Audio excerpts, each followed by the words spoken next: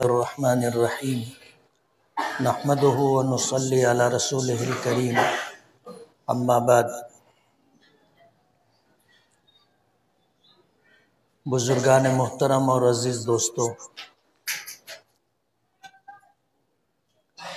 یہ دنیا سرائے فانی ہے، یہاں کی کسی بھی چیز کو بقا نہیں۔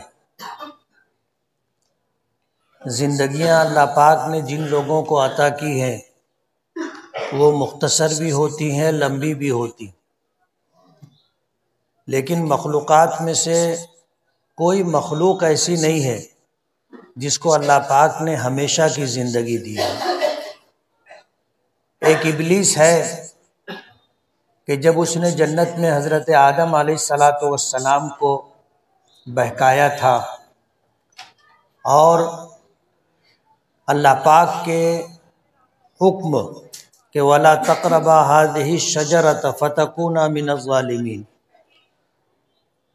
کہ تم جنت میں رہتے ہوئے اس درخت کے قریب بھی مت جانا، ورنہ تم اپنے آپ پر ظلم کرنے والوں میں شامل ہو جاؤ گے۔ ابلیس نے حضرت حوا اور حضرت آدم علیہ نبینا علیہ السلام کو یہ بات سجھائی کہ اگر تم اس درخت کا پھل کھا لو گے یا اس کا دانہ کھا لو گے تو ہمیشہ ہمیشہ جنت میں رہو گے۔ اب ظاہر بات ہے کہ جنت ایک ایسی جگہ ہے کہ جس کا تصور بھی انسان نہیں کر سکتا کہ وہاں کی نعمتیں کیا ہیں اور کیسی ہیں۔ حدیث پاک میں آتا ہے، نبی کریم صلی اللہ علیہ وسلم نے فرمایا جنت کے متعلق کہ ما لا عین رأت، جنت ایک ایسی جگہ ہے جسے نہ کسی آنکھ نے دیکھا، ولا اذن سمعت، اور نہ کسی کان نے اس کی تعریف سنی، حقیقی تعریف، ولا خطر علی قلب بشر، اور جنت کا حقیقی تصور کسی انسان کے دل میں آ بھی نہیں سکتا۔ ظاہر بات ہے ہم نے تو جنت دیکھی نہیں، لیکن جنت کے متعلق ہم نے قرآن کریم میں جو پڑھا سنا، نبی کریم صلی اللہ علیہ وسلم کی زبان مبارک سے جو احادیث صادر ہوئی، جس کو ہم نے پڑھا اور سنا، اسے پڑھ کر کے سن کر کے جنت کا حقیقی تصور نہیں کر سکتے۔ آخری بات جو ہمارے آقا نے فرمائی کہ وَلَا خَطَرَ عَلَىٰ قَلْبِ بَشَرٍ، کہ کسی انسانی دل پر اس کا تصور بھی نہیں گزر سکتا کہ جنت کیا ہے اور کیسی ہے۔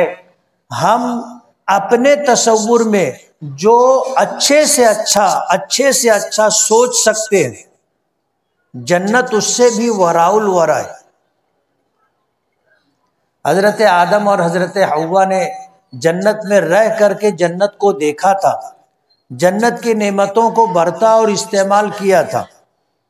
جب شیطان نے یہ بات سجھائی کہ تمہیں اس درخت کے قریب جانے سے منع کیا گیا ہے، اس کی کچھ وجوہات ہے، اگر تم اس درخت کا پھل یا دانہ کھا لو گے تو ہمیشہ ہمیشہ جنت میں رہو گے۔ اب جنت سے کون نکلنا چاہتا؟ شیطان کے جھانسے میں حضرت حوا اور حضرت آدم علیہ نبینا علیہ السلام آگے اور اس درخت کا پھل یا دانہ انہوں نے کھا لیا۔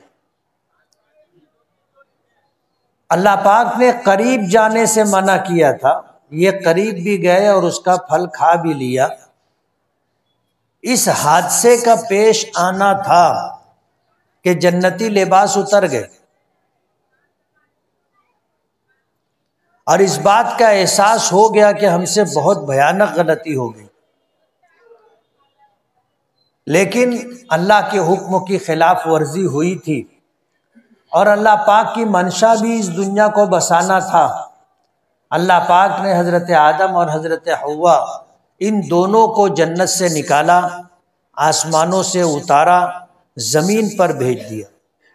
حضرت آدم علیہ نبینا علیہ الصلاۃ والسلام کے متعلق آتا ہے کہ سری لنکا میں کسی پہاڑ پر انہیں اتارا گیا تھا، اور اس پہاڑ پر آج بھی حضرت آدم علیہ الصلاۃ والسلام کے قدموں کے نشانات موجود ہیں۔ اور حضرت حوا رضی اللہ تعالی عنہا کو اللہ پاک نے مکے کے قریب جو شہر جدہ ہے وہاں اتارا تھا۔ جدہ عربی زبان میں دادی یا نانی کو کہا جاتا ہے، دادی اور نانی کو جدہ کہا جاتا ہے۔ اللہ پاک نے اس مقام پر حضرت حوا کو اتارا تھا۔ اس شہر کا نام ہی جدہ پڑ گیا، اس وقت آبادی تو تھی نہیں۔ ظاہر بات ہے پہلے انسان حضرت آدم اور حضرت حوا تھے، لیکن اس مقام کا نام جدہ اس لیے پڑا کہ وہاں پر حضرت حوا رضی اللہ عنہا کو اتارا گیا تھا۔ حضرت آدم علیہ الصلاۃ والسلام ابو البشر ہیں، تمام انسانوں کے باپ، یعنی انسانی نسل کا آغاز حضرت حوا اور حضرت آدم علیہ الصلاۃ والسلام سے ہوا۔ یہ سلسلہ چلتا رہا، آج تک جاری ہے۔ حضرت آدم علیہ الصلاۃ والسلام کو اپنی غلطی کا اتنا شدید احساس تھا کہ آسمان سے اتارے جانے کے بعد 40 سال تک نظر اٹھا کر کے آسمان کو نہیں دیکھا تھا۔ 40 سال تک سر جھکا کر کے رہے، نظریں نیچی کر کے رہے، اور اتنا روئے اتنا روئے اتنا روئے کہ ساری دنیا کے آنسو ترازو کے ایک پلڑے میں رکھ دیے جائیں اور دوسرے پلڑے میں ساری دنیا کے انسانوں کے آنسو رکھ دیے جائیں تو حضرت آدم علیہ الصلاۃ والسلام کے آنسوؤں کا پلڑا جھک جائے گا۔ ظاہر بات ہے کہ حضرت آدم علیہ الصلاۃ والسلام نے جنت دیکھا تھا، جنت کی نعمتوں کو دیکھا تھا، اور جب اسے وہاں سے اتارے گئے، نکالے گئے، تو اس بات کا جو احساس ان کو تھا اور اللہ کی حکم کی عدم تعمیل پر جو پشیمانی اور شرمندگی تھی، اس کا اندازہ ہم لوگ نہیں کر سکتے۔ حضرت آدم علیہ الصلاۃ والسلام کے زمانے سے یہ دنیا چلی، یہی دو انسان تھے جو اس دنیا میں تھے، جنہیں اللہ نے حضرت آدم کو مٹی سے بنایا تھا اور حضرت آدم کی پسلی، بائیں پسلی سے مائی حوا کو وجود عطا کیا تھا۔ ایک تفصیلی واقعہ ہے، میں تفصیل میں نہیں جانا چاہتا۔ حضرت آدم علیہ الصلاۃ والسلام کی بائیں اور سب سے ٹیڑھی پسلی سے حضرت حوا کو اللہ نے وجود عطا کیا تھا، اور ان کے ذریعے سے اس دنیا میں انسانی نسلوں کا وجود ہوا۔ تو ساری دنیا کے انسان حضرت آدم کی اولاد، اور حضرت آدم علیہ الصلاۃ والسلام کو اللہ پاک نے ابو البشر، تمام انسانوں کے باپ، جیسے حضرت ابراہیم علیہ الصلاۃ والسلام کو کہا جاتا ہے ابو الانبیاء، کہ انبیاء کرام علیہم الصلاۃ والسلام کے باپ۔ حضرت آدم علیہ الصلاۃ والسلام کی نسلوں میں بہت سارے انبیاء کرام علیہ الصلاۃ والسلام آئے، بے شمار۔ قرآن کریم میں جن انبیاء کرام علیہم الصلاۃ والسلام کا نام ملتا ہے، اس میں حضرت آدم اور حضرت نوح علیہ الصلاۃ والسلام کا نام چھوڑ کر جتنے انبیاء کرام ہیں وہ سب حضرت ابراہیم کی اولاد میں۔ تو حضرت آدم ابو البشر اور حضرت ابراہیم ابو الانبیاء کہلاتے۔ وہاں سے انسانوں کو اللہ نے وجود عطا کیا۔ آج پوری دنیا میں جتنے انسان ہیں، چاہے اللہ کو مانتے ہوں یا نہ مانتے ہوں، مسلمان ہوں، یہودی ہوں، عیسائی ہوں، یا کسی بھی دھرم اور مذہب کے ماننے والے ہوں، یا ندھرمی ہوں، ناستک ہوں، سب حضرت آدم علیہ الصلاۃ والسلام کی اولاد۔ جیسے جیسے انسانوں کا وجود بڑھتا گیا، یہ دنیا آباد ہوتی گئی، یہ دنیا آباد ہوتی گئی۔ آج ہندوستان میں، دوسرے ممالک کو چھوڑ دیجیے، ہندوستان میں 140 کروڑ انسان ہیں، 140 کروڑ۔ ہمارا یہ ملک پوری دنیا میں ایک وقت تھا کہ سب سے بڑی جمہوریت اور تکثیری مذاہب رکھنے والا ملک، یعنی یہاں پر بے شمار مذہب پائے جاتے ہیں۔ ہم اگر ان کو گننا چاہیں، شمار کرنا چاہیں تو ہم بھی حیران و پریشان ہو جائیں گے کہ ہندوستان میں اتنی قومیں ہیں جو الگ الگ مذاہب کو مانتی، الگ الگ مذاہب کو۔ اخبارات میں آپ نے پڑھا ہوگا پچھلے دنوں لارنس بشنوئی کا نام، وہ جس قبیلے سے تعلق رکھتا ہے وہ لوگ کالے ہرن کی پوجا کرتے ہیں، اس کو اپنا دیوتا مانتے ہیں۔ الگ الگ مقامات پر، الگ الگ جگہوں پر الگ الگ چیزوں کی پوجا کی جاتی ہے۔ ہر ایک کے اپنے عقائد الگ ہیں، سب کی آستھا الگ ہے، سب کی زبان الگ ہے۔ آپ 50 کلومیٹر چلے جاؤ آپ کو زبان کا فرق مل جائے گا۔ یہاں سے آپ دھولیا چلے جاؤ، مالیگاؤں کی مادری زبان اور دھولیے کی مادری زبان میں آپ کو فرق سمجھ میں آ جائے گا۔ وہاں سے برہان پور چلے جاؤ آپ کو فرق سمجھ میں آ جائے گا۔ ہندوستان بھر میں بے شمار زبانیں بولی جاتی ہیں اور الگ الگ مذاہب کے ماننے والے لوگ رہتے ہیں۔ پچھلے دنوں ابھی اخبارات میں یہ چرچے میں ہے ہی، سنبھل کی جامع مسجد، ہندوستان میں بابری مسجد کو ٹارگٹ کیا گیا تھا،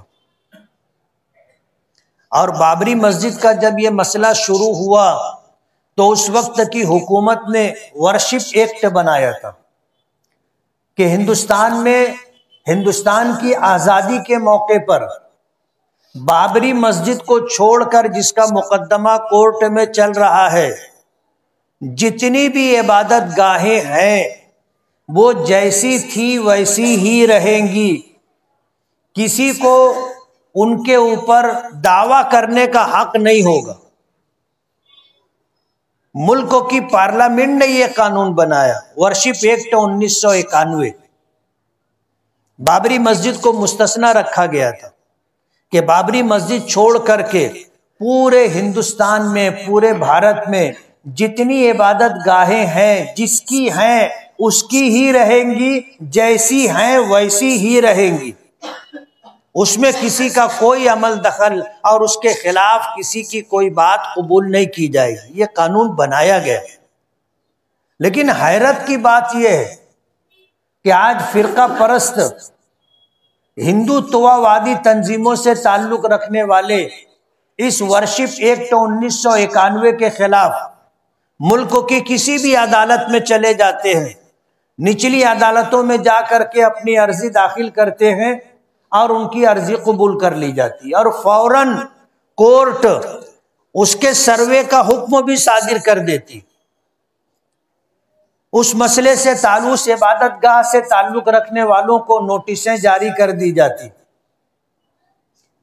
مسئلہ ایک بابری مسجد کا تھا، 1992 6 دسمبر کو اسے شہید کر دیا گیا۔ ظاہر بات ہے اگر بابری مسجد شہید نہیں کی جاتی تو وہاں پہ رام مندر نہیں بنتا۔ آج اگر رام مندر بنا اور جس نے بنایا، جس سیاسی پارٹی کے لوگوں نے سرپرستی کی، انہوں نے دوسرے نمبر پر یہ کام کیا۔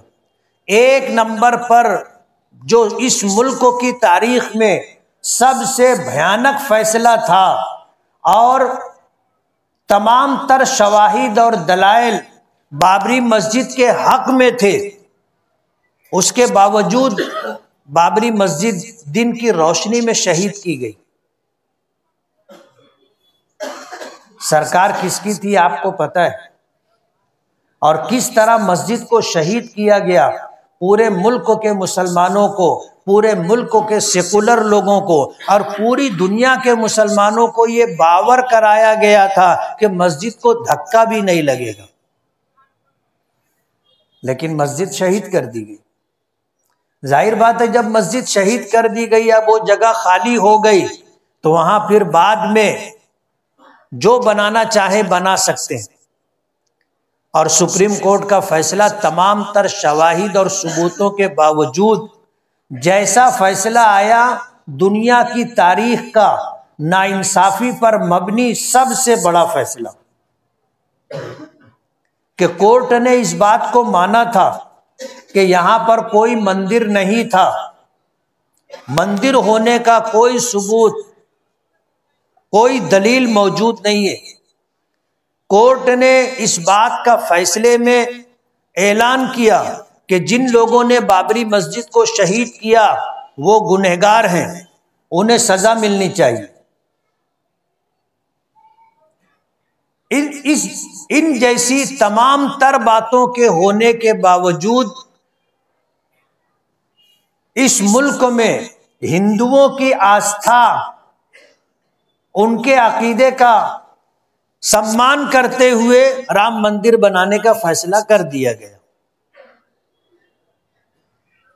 ظاہر بات ہے یہ فیصلہ جیسا تھا آپ کو پتہ ہے، اور فیصلہ دینے والا بھی اگر اپنے دل پر ہاتھ رکھ کر فیصلہ کرے تو اس کا دل بھی کہے گا کہ تو نے جو فیصلہ دیا ہے یہ فیصلہ مبنی بر انصاف نہیں ہے۔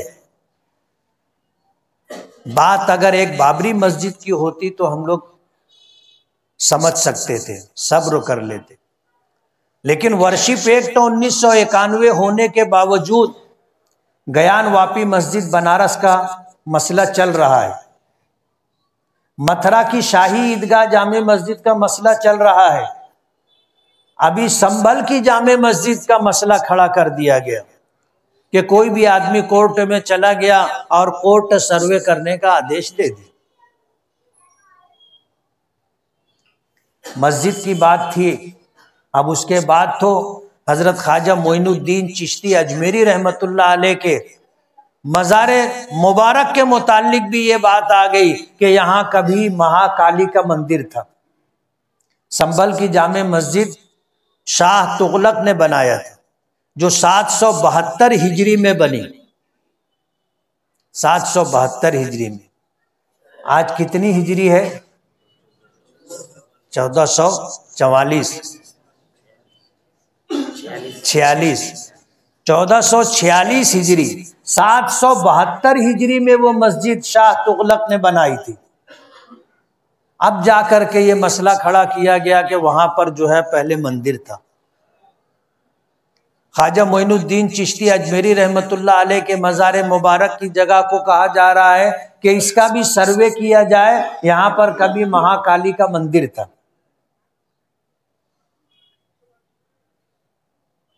ایٹا میں وقف کی زمینوں پر قبضہ کیا جا رہا ہے، مسلمانوں نے مخالفت کی تو حکومت پوری شدت کے ساتھ مخالفت کو کچلنے کا آدیش دے دی۔ تو پورے ملک میں آج جس طرح کی انارکی ہے اور جس طرح اسلام اور مسلمانوں کو مٹانے کی کوشش کی جا رہی ہے، پوری دنیا دیکھ رہی، اور ظاہر بات ہے پھونکوں سے یہ چراغ بجھایا نہ جائے گا۔ اسلام ایسا کوئی مذہب نہیں ہے اور مسلمان ایسی کوئی قوم نہیں ہے کہ تم چاہو تو ختم کر دو، یہ تمہارے لیے ناممکن ہے، مشکل نہیں، ناممکن ہے۔ ہندوستان میں ہماری تعداد سرکاری اعداد و شمار کے مطابق 22 کروڑ سے زیادہ ہے، 20 کروڑ سے زیادہ ہے، ہم 25 کروڑ ہیں۔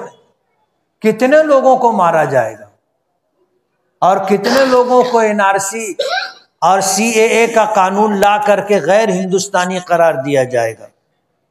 اور اسلام ایسا کوئی مذہب تو نہیں ہے کہ آپ کے نہ چاہنے پر ملک سے ختم ہو جاوے۔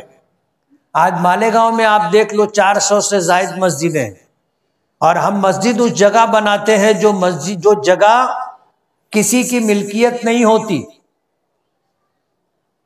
کسی دھرم کا، کسی مذہب کا اس سے تعلق نہیں ہوتا، جگہ خریدی جاتی ہے یا اپنی ملکیت کی جگہ اسے مسجد کے لیے وقف کیا جاتا ہے، اپنی ملکیت میں سے نکال کر کے اسے اللہ کی ملکیت میں دے دیا جاتا ہے، جس کو وقف کرنا کہتے ہیں۔ اب اس جگہ کا مالک اللہ ہے، جیسے ہم لوگ مالیگاؤں جامع مسجد میں بیٹھے ہیں، یہ جگہ جس کسی کی بھی رہی ہوگی خیر الدین تنبولی کے متعلق آتا ہے کہ انہوں نے یہ جگہ اور اس کے ساتھ اطراف کی جگہیں مسجد کے لیے وقف کی تھی۔ آج مسجد جہاں ہے اس کے علاوہ کی جگہیں ہمارے پاس نہیں ہے۔ یہ جگہ کسی نے مسجد کے لیے وقف کی، اور وقف مسجد کے لیے وقف کی تو یہاں پر مسجد بنی۔ اب انہوں نے ایک سلسلہ شروع کر دیا ہے کہ جہاں جہاں شاہی مسجد ہے، جامع مسجد ہے، اس کے متعلق یہ بات اٹھائی جاتی ہے کہ یہاں پہلے کبھی مندر تھا۔ جیسے بابری مسجد کے متعلق شروع کیا تھا، کچھ ملا نہیں، لیکن اس کے بعد بھی اسے جو ہے رام مندر بنانے کے لیے جگہ دے دی گئی۔ تو ملک کے حالات اس طرح کے ہو گئے ہیں کہ آج ہماری مسجدیں اور درگاہیں محفوظ نہیں ہیں، ہمارے اوقاف محفوظ نہیں ہیں۔ آج اوقاف کے جو قوانین تھے ان کو بدلنے کی کوشش کی جا رہی ہے، اور ایسی تبدیلی لائی جائے گی کہ پھر وقف کی جگہ پر کوئی بھی شخص اٹھے گا، دعویٰ کرے گا، تو جن کی اوقاف کی جگہ جن کی ہے، جن لوگوں کے تابع میں ہے، ان کو ثابت کرنا پڑے گا کہ یہ جگہ وقف کی ہے، کاغذات لائیے۔ اب سنبھل کی شاہی جامع مسجد ہے، 772 ہجری میں تعمیر ہوئی تھی۔ اس ملک کو آزاد ہوئے آج 75 سال سے کچھ سال زائد ہوئے ہیں۔ آج 700-800 سال پرانی کسی عبادت گاہ کے تعلق سے اگر تم سے کاغذات مانگے جائیں تو تم کہاں سے لا کر کے دو گے؟ تو قانون اس طرح کا بنایا جا رہا ہے کہ پھر وقف نہ رہے۔ آج ہندوستان میں ریلوے کے بعد اگر سب سے بڑی زیادہ جائیداد اور ملکیت ہے تو اوقاف کی۔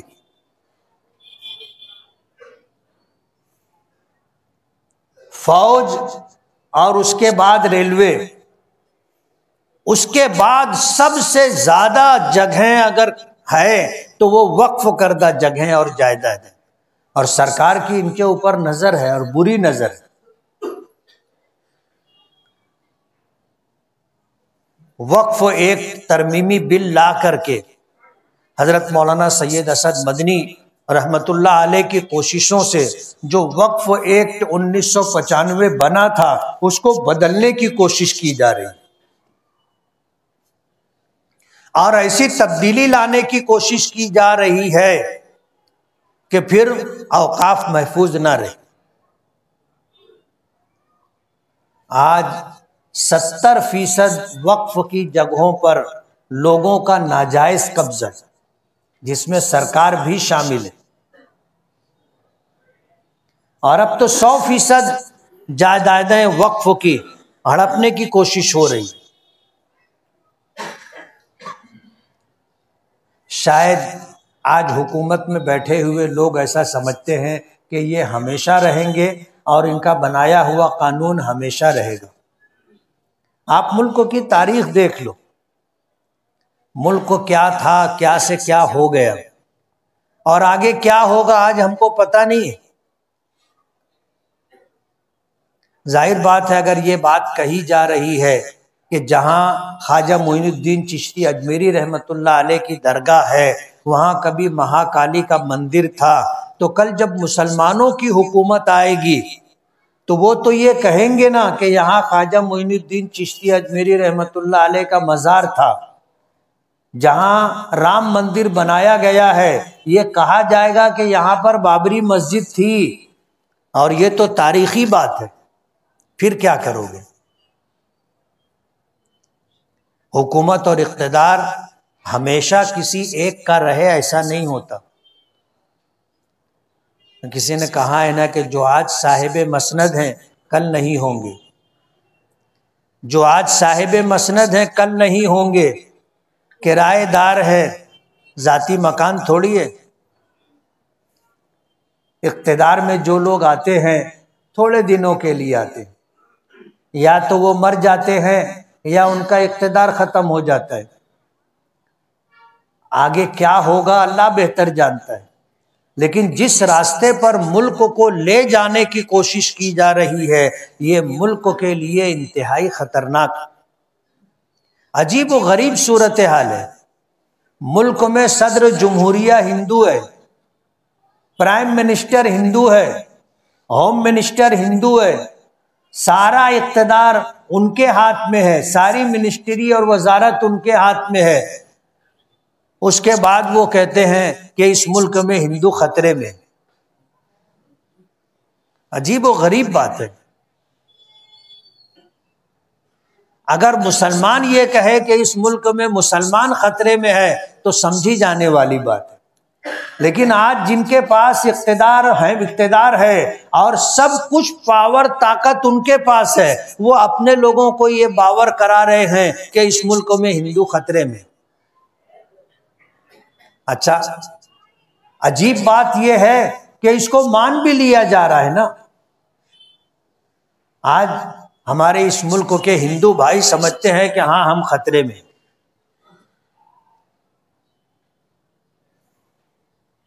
ہمارا تو ایک ہی سہارا ہے، ہمارا تو ایک ہی سہارا ہے، اور ہمارا یقین ہے کہ اس دنیا میں قانون کس کا چلتا ہے؟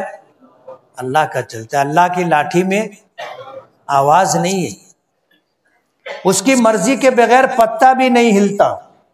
آج اگر اس ملک کے حالات ایسے ہیں تو ہمارے لیے غور کرنے کا مقام ہے، غور کرنے کا مقام ہے۔ اگر 20 کروڑ 22 کروڑ 25 کروڑ کی تعداد میں ہم ہیں اور ہمارے ساتھ اس ملک میں یہ سب کچھ ہو رہا ہے تو ہمیں اپنے گریبان میں سر ڈال کر کے دیکھنا چاہیے، غور کرنا چاہیے کہ ایسا کیا ہے جس کی وجہ سے آج ہمارے ساتھ یہ ہو رہا ہے۔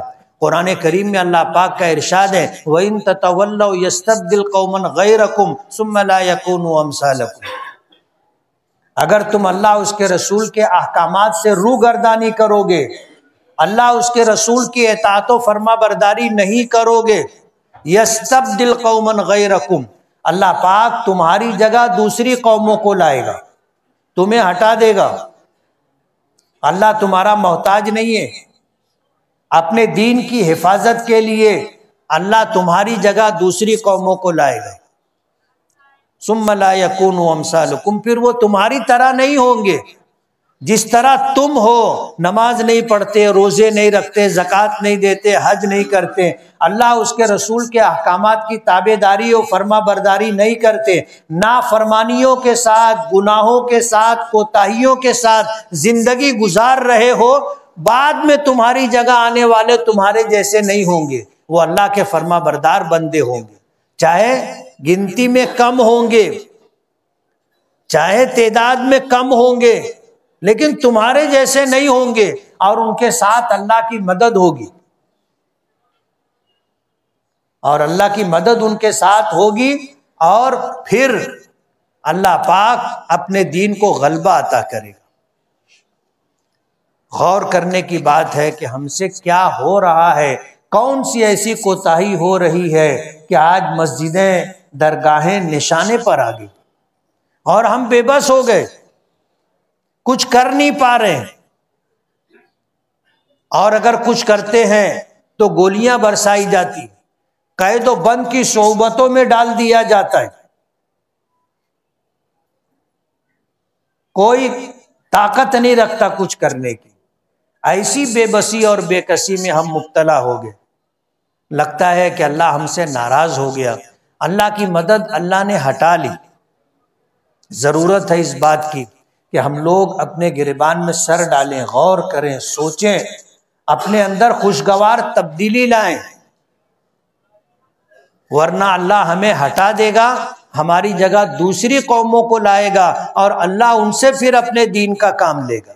وَإِن تَتَوَلَّوْا يَسْتَبْدِلْ قَوْمًا غَيْرَكُمْ ثُمَّ لَا يَكُونُوا أَمْثَالَكُمْ۔ سوچنے کی بات ہے۔ اللہ تعالیٰ کسی پر ظلم نہیں کرتا، کسی پر ظلم نہیں کرتا، لوگ اپنے آپ پر ظلم کرتے، اس لیے اللہ ہمیں عقل سلیم اور فہم سلیم عطا فرمائے، اپنی کوتاہیوں کو نافرمانیوں کو سمجھ کر کے ہم میں خوشگوار تبدیلی آئے۔ اللہ تعالی ہمیں ایسی توفیق عطا فرمائے۔ وآخر دعوانا ان الحمد للہ رب العالمین۔